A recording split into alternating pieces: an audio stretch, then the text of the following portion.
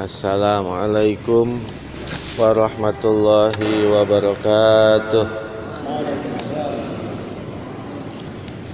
Ya Rabbi bil Mustafa balligh maqasidana waghfir lana ma madha ya wasi'al karami.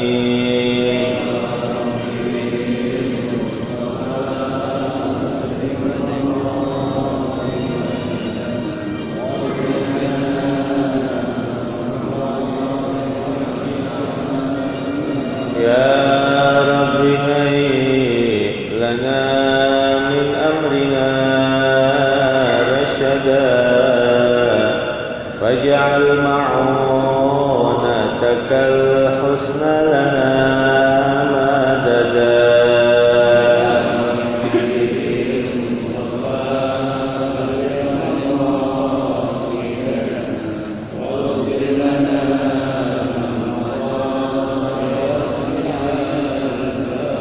ولا تكلنا إلى تدبير أنفسنا فالنفس تعجز عن إصلاح ما فسدا.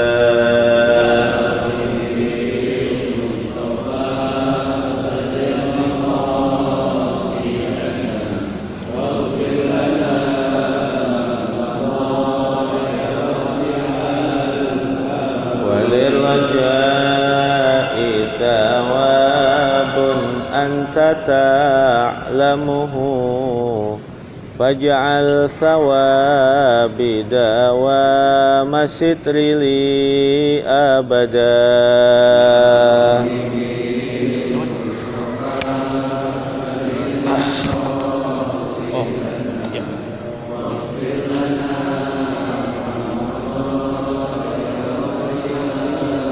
Allahumma salli wa sallim wa barik alaihi wa ala alihi. Kita buka kitabnya halaman 35 nomor 339. Al-Fatihah ala niyatil qabul tamam kulli sul ma'mul ala salahi syan zahiran batinan fid din wa dunya wal akhirah wa bi niyati anna Allah al-karim yaftahu alaina wa alaikum futuhal arifin wa yufaqihuna fid din wa yarzuquna kamalal ikhlas wal yaqin sumila arwahal awliya wal ulama wa syuhada wa salihin ثم إلى أرواح مشايخنا معلمينا في الدين خصوصا إلى روح مؤلف هذا الكتاب الحبيب محمد بن علوي الأيدروس الحضرمي ثم إلى أرواح آبائنا وأمهاتنا وأجدادنا وجداتنا ثم إلى أرواح والدينا ووالديكم وأمواتنا وأمواتكم وأموات المسلمين والمسلمات والمؤمنين والمؤمنات كافة عامة بأن الله تغشانا وتغشاهم بالرحمة والمغفرة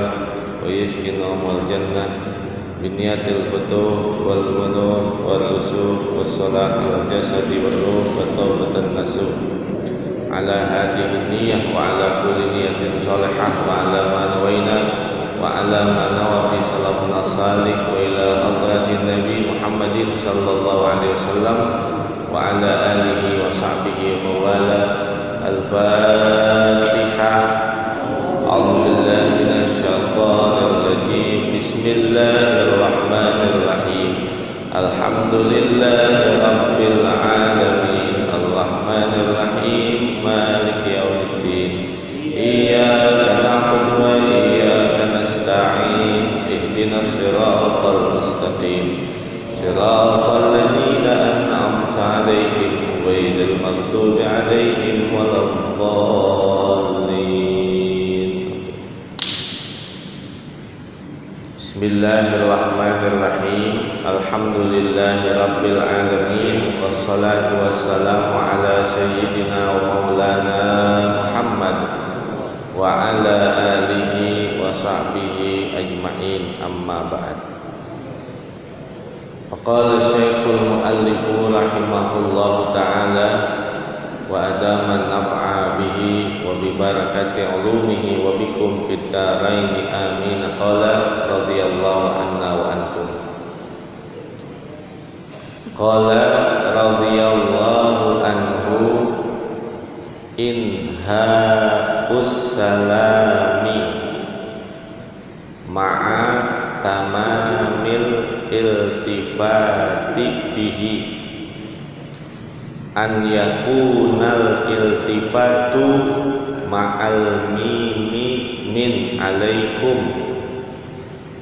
an yanwiyal ma'mumu bitaslimati thaniyati ar-radda ala imamihi in kana yaminuhu in kana yaminahu an yanwiyal ma'mumu bitaslimatil ula ar-radda ala imamihi in kana an yasarihi in kana al-imamu qubbalatahu takhayyara al-ula al-awla ar-raddu alal imami bil ula in kana qubbalatahu an yanwiyal imamu ar-radda alal ma'mumi ila akhiri maqalahul muallif. Masih membicarakan tentang hal-hal yang berkaitan dengan sunnah-sunnah di dalam salam. 339 inha'us salami ma'a tamamil iltifati bihi, mengakhirkan salam bersama sempurna menoleh dengannya. Mengakhirkan salam bersama sempurnanya menoleh dengannya. Ketika kita akan mengucapkan salam, terlebih dahulu hadapkan wajah kita ke arah kiblat dan menolehnya itu adalah pada sunnah yang ke-340 an yakunal iltifatu ma'al mimi min alaikum, bahwa adalah menolehnya bersama huruf mim dari lafaz alaikum. Pas nengok adalah ketika mengucapkan huruf mim dari lafaz assalamu alaikum. Pas huruf mim baru nengok, ngadep kiblat dulu. Awali sebelum salam menghadapkan wajah ke arah kiblat, dan menolehnya itu adalah ketika mengucapkan huruf mim dari lafaz alaikum. Assalamu alaikum warahmatullah. Selesaikan dulu, baru menghadap kiblat lagi. Assalamu alaikum warahmatullah. Madhab kiblat lagi. As'alukal fauza bil jannah, yang kemarin. Jadi membagi dua salam itu dengan dua kali menghadap kiblat. Saya ulangin, menghadapkan wajah dulu ke arah kiblat. Menolehnya adalah ketika mengucapkan huruf mim dari lafaz alaikum. Assalamu alaikum warahmatullah. Hadap kiblat lagi. Assalamualaikum warahmatullah. Ngadep kiblat lagi. As'alukal fawza bil jannah. Baru dah astagfirullahaladzim, astagfirullahaladzim.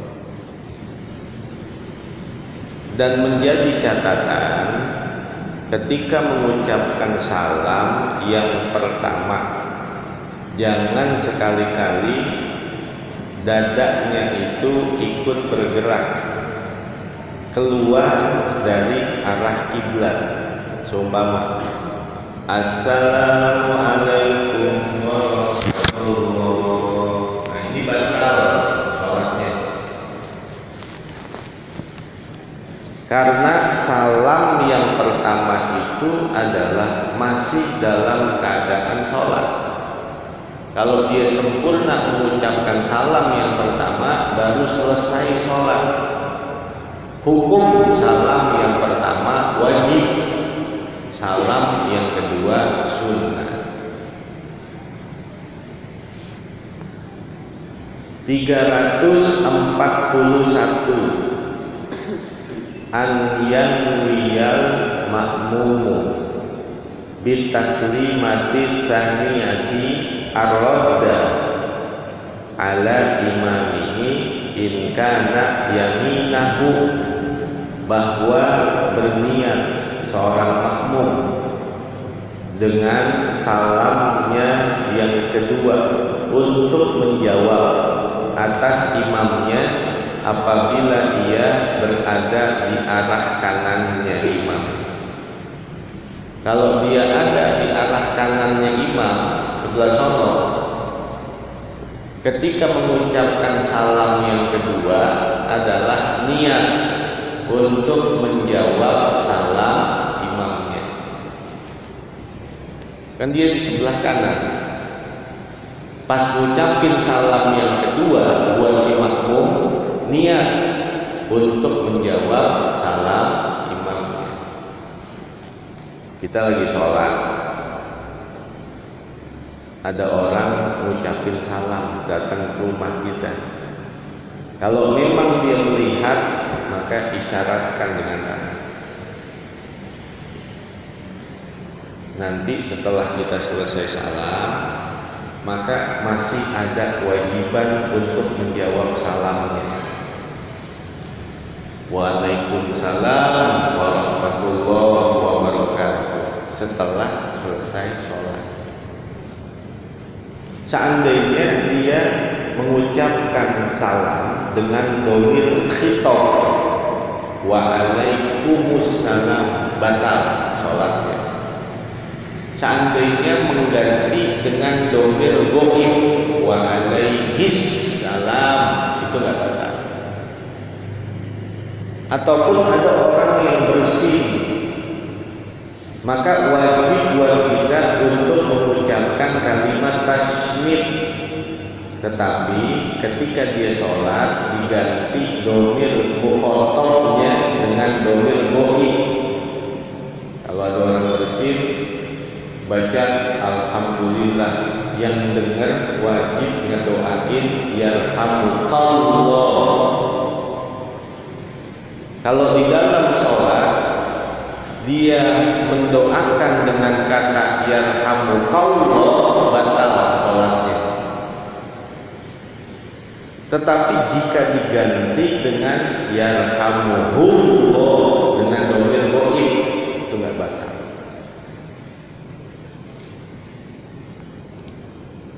(342) an yanwiyal ma'mumu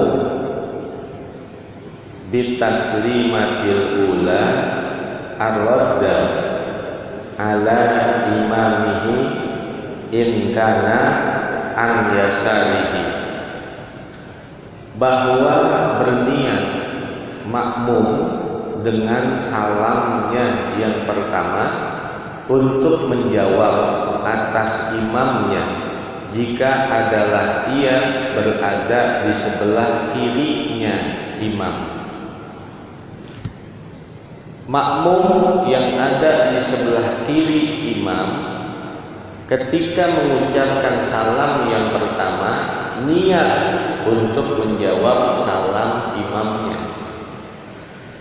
Makmum yang ada di sebelah kanan niat untuk menjawab salam imamnya pada salamnya yang kedua. Kalau makmum yang ada di sebelah kiri niat untuk menjawab salam imamnya pada salamnya yang pertama. Kalau makmum yang ada di sebelah kanan maka niat menjawab salam imamnya pada salam yang kedua. Dalam hadis dikatakan innallaha wa malaikatahu yusholluna ala shaffil awwal. Allah dan malaikatnya senantiasa mendoakan orang yang berada di shaf yang pertama. Dan shaf yang pertama yang paling mulia adalah yang paling kanannya imam.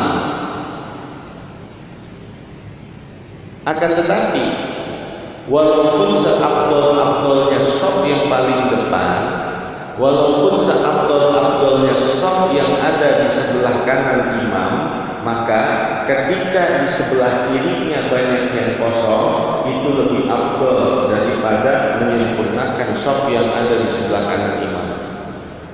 Jadi semuanya mana? Semuanya. Yang kiri kagak ada. Jangan sekali-kali kita membuat shaf baru sebelum sempurna shaf sebelumnya. Dan jangan kita berdiri seorang diri di shaf dalam pelaksanaan sholat berjamaah.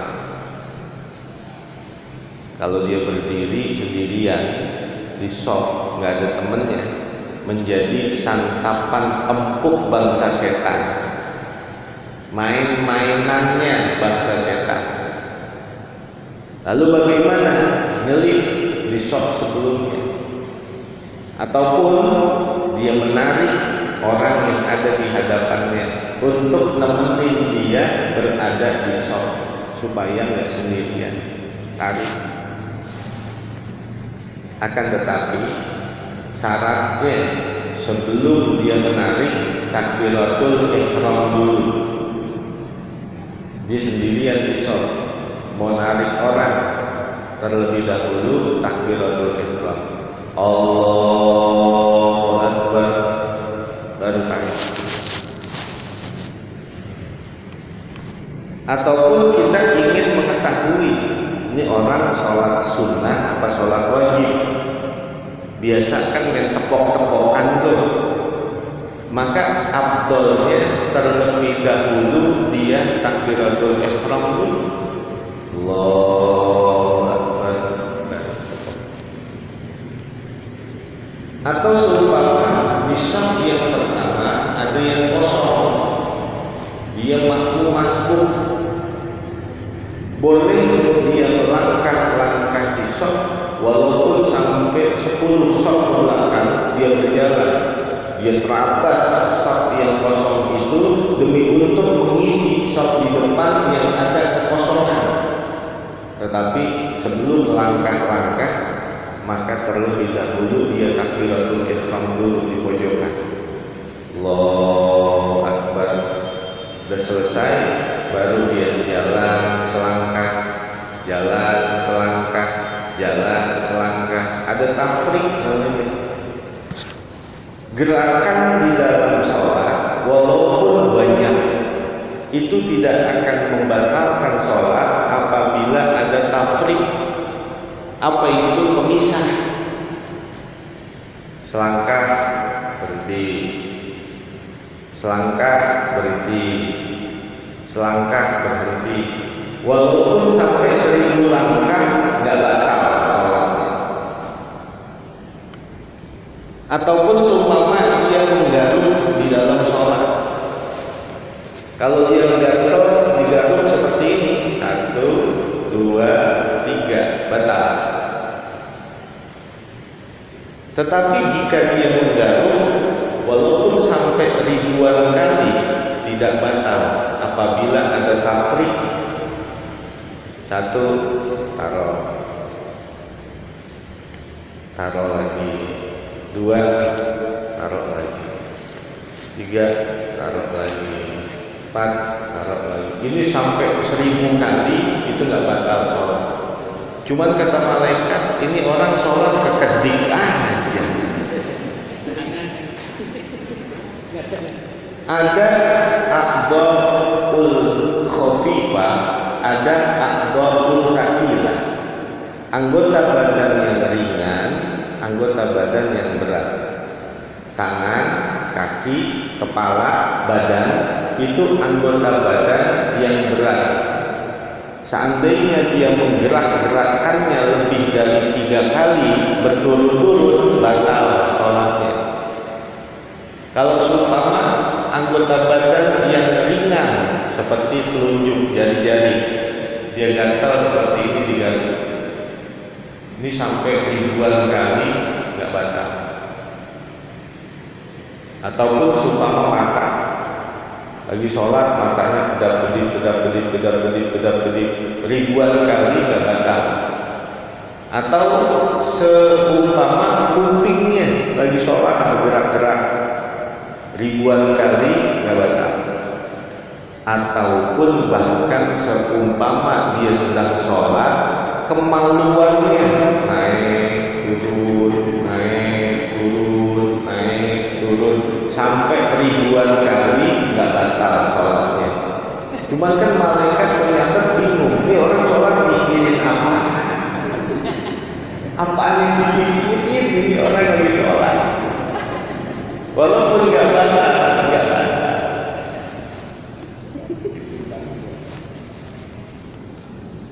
(343) In kanal imamu kubbalatahu takhayyara. Jika imam ada di hadapannya, boleh dia memilih. Takhayyar, boleh dia memilih. Ada paham Jabariyah, ada paham Qadariyah, ada paham Ahlus Sunnah wal Jamaah. Ada paham Jabariyah, yaitu satu paham yang hanya menyerahkan kebaikan, keburukan, ketaatan, kemaksiatan semua adalah dengan qada dan qadar Allah. Manusia nggak ada ikut-ikutan dalam urusannya. Itu paham Jabariyah. Kalau ditanya kenapa kamu bermaksiat, ini sudah takdir Allah.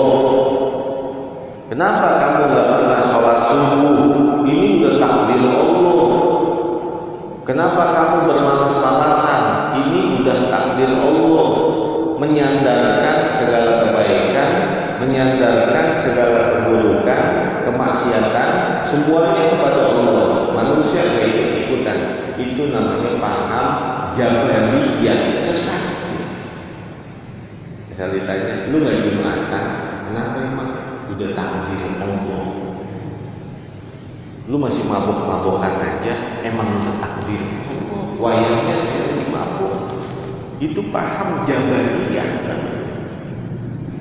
Lalu ada lagi paham Qadariyah, yaitu yang menggantungkan semuanya kepada usaha manusia, nggak ada hubungannya sama takdir, qada dan qadarnya Allah.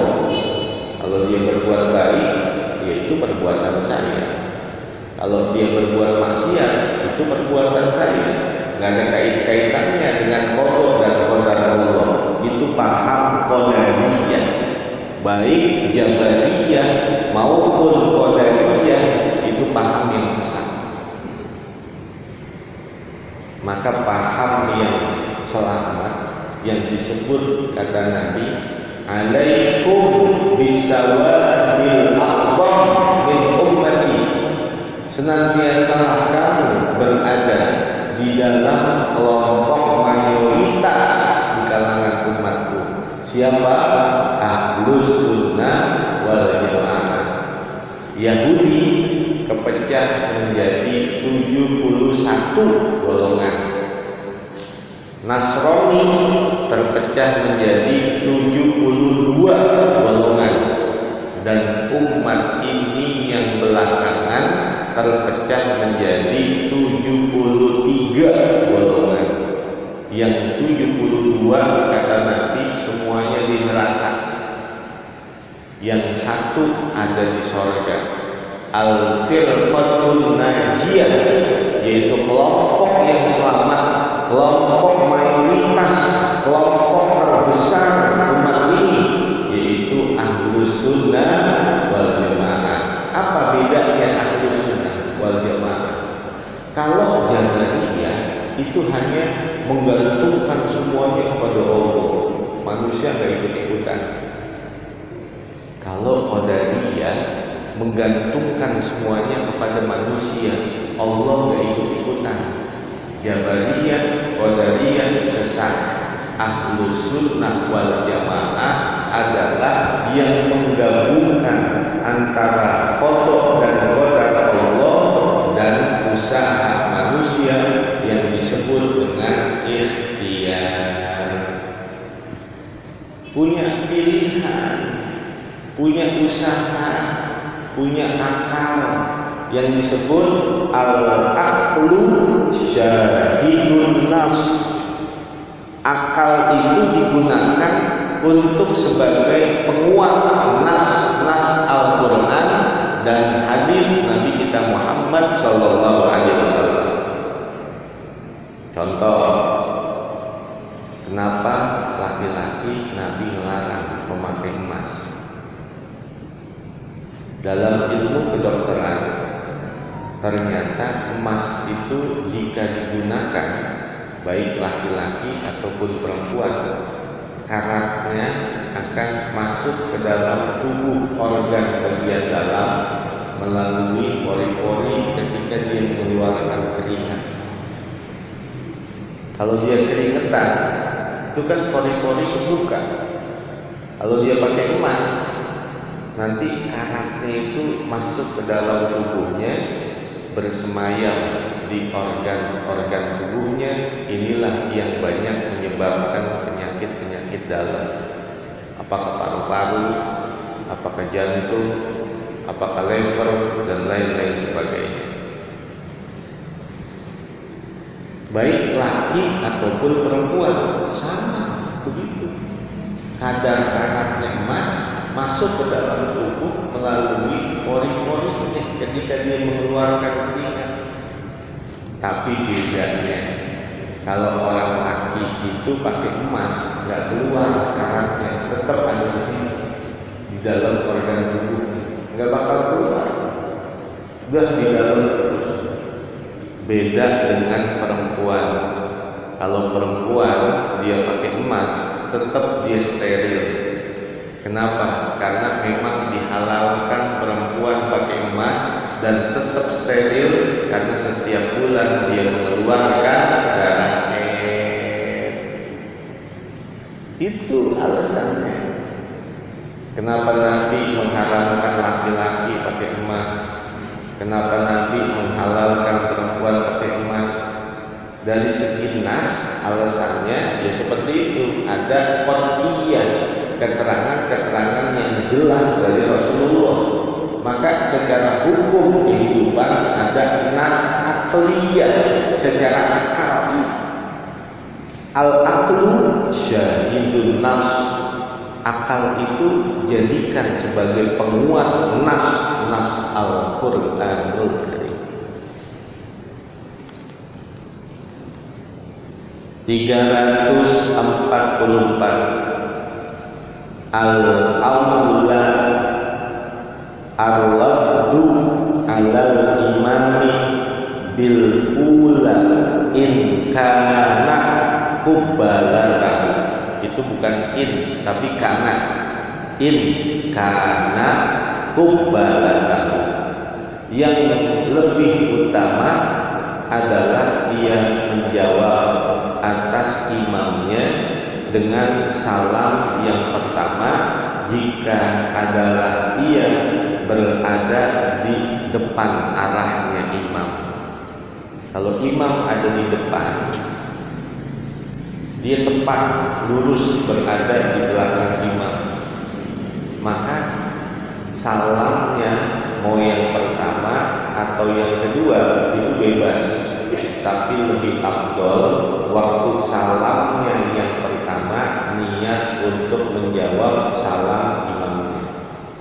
Kalau yang ada di sebelah kiri imam mengucapkan salam yang pertama, niat untuk menjawab salam imamnya. Untuk makmum yang ada di sebelah kanannya imam, pada salam yang kedua niat untuk menjawab salam imamnya. Kalau orang yang imam itu tepat ada di hadapannya, boleh dia milih mau salam yang pertama atau salam yang kedua, boleh. Tapi afdolnya adalah waktu salam yang pertama niat untuk menjawab salam imamnya. 345 an yanwiyal imamu ar-radda alal makmumi, bahwa berniat seorang imam untuk menjawab salam atas makmumnya itu.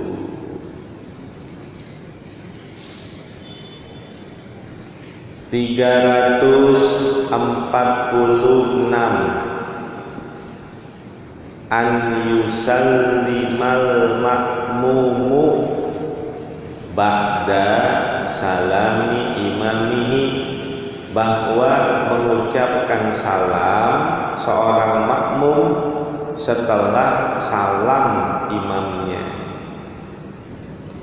Kalau dia barengin imam waktu takbiratul ihram dan waktu salam yang pertama, hukum sholat buat si makmum batal.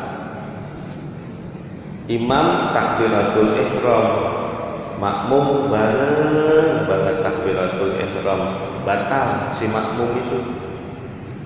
Imam salam yang pertama,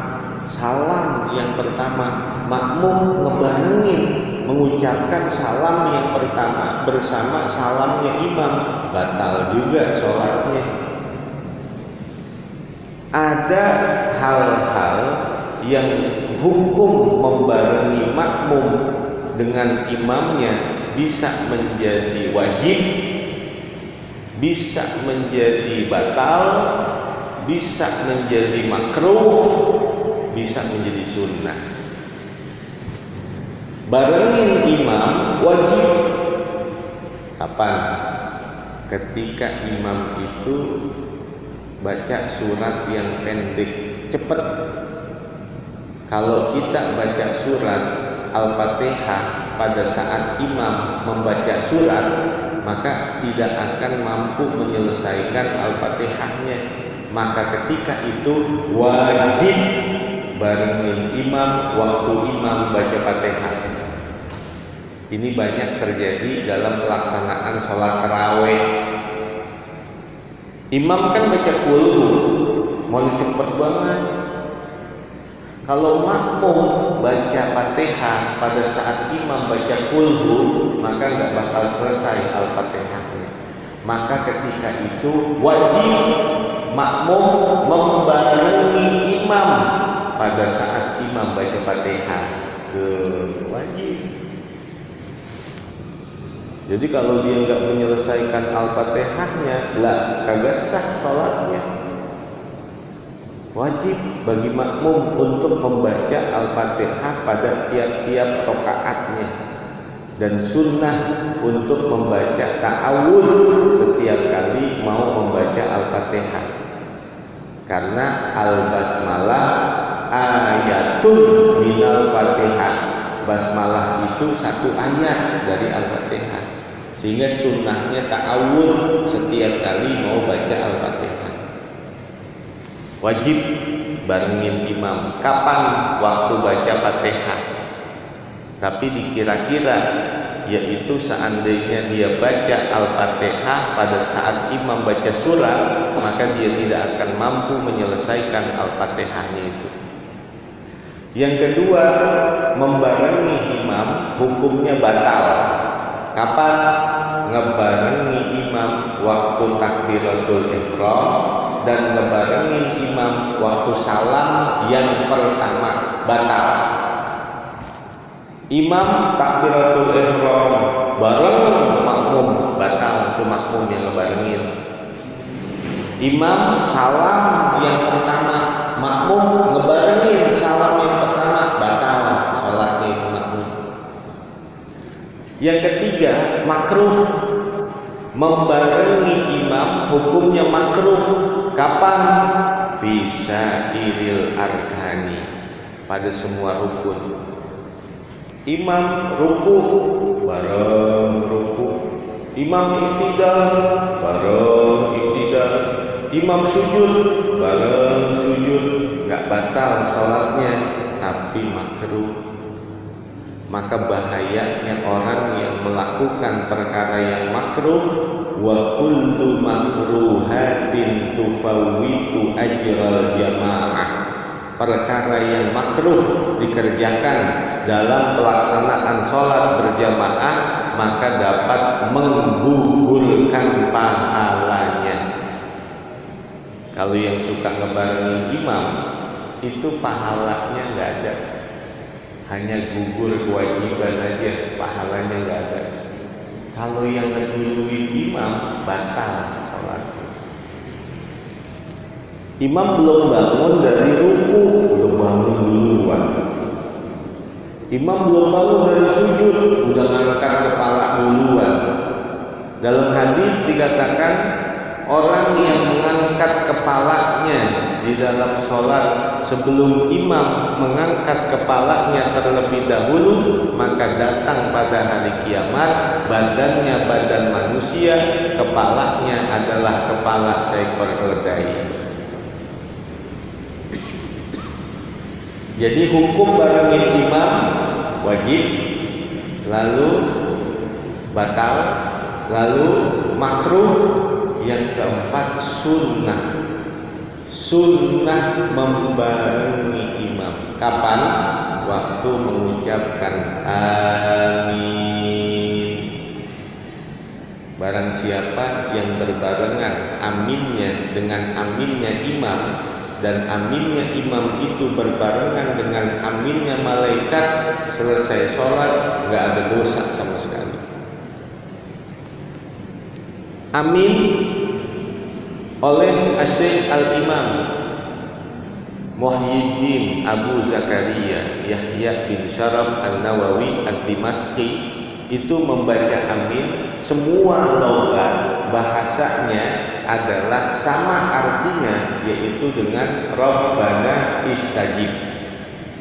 Kalau kita baca amin, itu artinya Rabbana istajib, ya Allah terimalah. Amin Rabbana istajib, ya Allah terimalah. Maka membaca amin boleh. Yang pertama, dua-duanya dibaca panjang. Amin. Yang kedua, satu pendek, satu panjang. Amin. Yang ketiga, dengan mad lazim musaqqal kalimi menggunakan tasydid.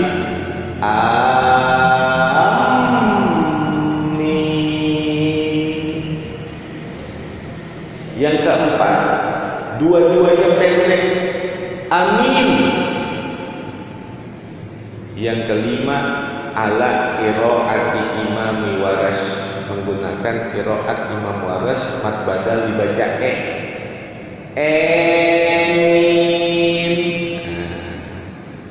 Dari 5 lugat membaca amin, yang paling afdol 2 yang pertama, yaitu amin dan amin. Dari 2 lugat yang paling utama adalah yang pertama, amin. Jadi 5. Amin, amin, amin, amin,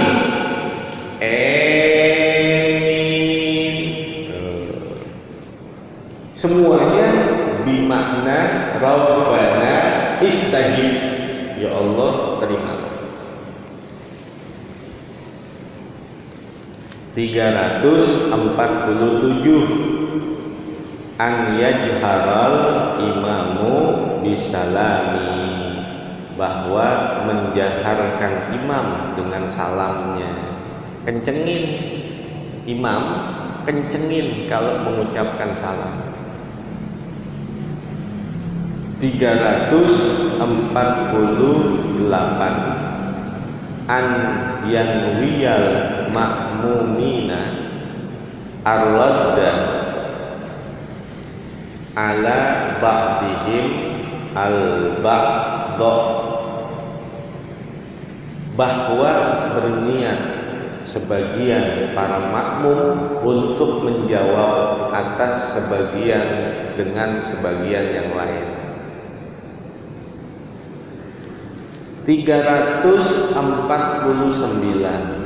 an yanwiyal musallima ala man ala yaminihi bithaniyati, bahwa ia berniat untuk mengucapkan salam kepada orang yang mengucapkan salam untuk yang berada di sebelah kanannya dengan salamnya yang kedua.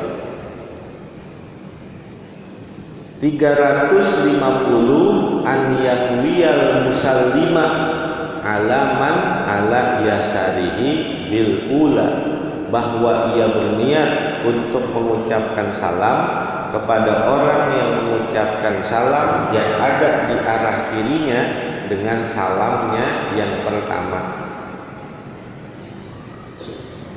351 an yatakhayyara ar-radda ala man amamahu in kana qubalatahu aw man khalfahu bi ayyihi ma syaa. Boleh dia milih untuk menjawab atas orang yang ada di hadapannya jika ada di arah depannya atau orang yang berada di arah belakangnya dengan siapapun yang ia kehendaki. Itu tentang salam. 352 ar-raddu bil ula afdalu, menjawab salam dengan salamnya yang pertama adalah lebih afdal. 353 an yaqbalal imamu biwajhihi alal ma'mumina, menghadapkan seorang imam dengan wajahnya atas para makmum. Habis ngucapin salam, si imam itu sunnahnya menghadapkan wajah kepada makmum. Sunnah itu begitu, karena kebiasaan Nabi seperti itu. Dari mulai astagfirullahaladzim, la ilaha illallah wahdahu la syarikalah sampai akhir itu masih duduk tasyahud akhir. Maka ketika baca Allahumma ajirni minan nar, Allahumma ajirni minan nar, Allahumma ajirni minan nar, itu sambil merubah duduk tasyahud akhirnya menjadi duduk bersila dan miring, sunnahnya miring. Jadi separoh mukanya menghadap makmum, separoh mukanya menghadap kiblat. 354 an yaj'alal mihraba an yasarihi wa yaminahu ilal ma'mumina, bahwa menjadikan mihrab berada di arah kirinya dan arah kanannya menghadap kepada para makmum. Itu buat imam tuh. Buat imam habis salam, maka arah kirinya itu menghadap ke arah kiblat. Sedangkan arah kanannya menghadap ke arah makmum. Jadi miring dikit gitu, miring. Kiri ada di mihrab, kanan menghadap ke imam kepada makmum. Itu sunnah buat para imam selesai sholat seperti itu. 355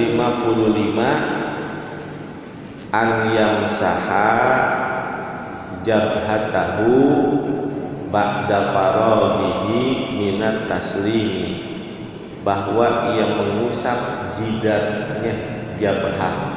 Jabhah jidat, ia mengusap jidatnya setelah selesai dari mengucapkan salamnya.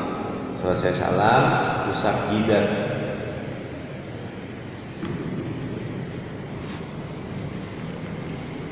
(356) an yakunal mashu biyadihil yumna, bahwa adalah yang mengusap itu tangannya yang kanan. Usap pakai tangan kanan. Doa yang mana aja, selesai doa usap ke muka. Salam sahabi sholat yang mana aja usap jidat, kecuali doa kunut. Ketika selesai membaca doa kunut agak usap muka. Habis doa kunut gak usah usap muka. Usap muka adalah sahabi salam di dalam sholat apa aja. Usapnya pakai tangan kanan, yang diusap jidat. Kalau doa di luar sholat, sunnahnya adalah mengusap muka dengan dua tangan.